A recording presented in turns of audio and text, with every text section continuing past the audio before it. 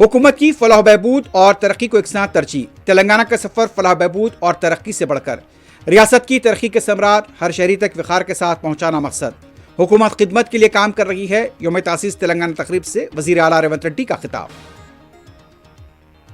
Governor Telangana Shiv Pratap Shukla ने यौम तासीस की दी मुबारकबाद। रियासत भर में तकारीब का इनेकाद।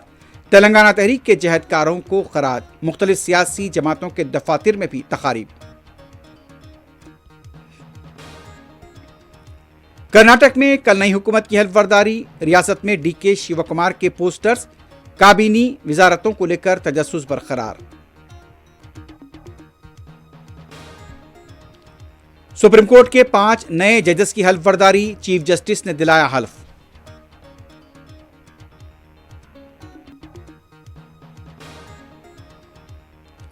महाराष्ट्र के बीड़ में नीट पेपर लीक मामले के मुलजिम की जायदाद पर चलाया गया बुलडोजर।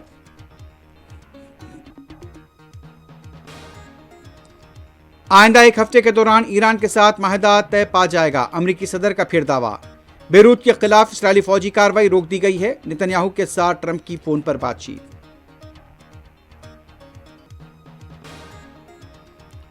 इराक के समुद्री हदूद में अमेरिका और इस्राएल के जहाज पर ईरान के क्रूज मिसाइल हमले का दावा।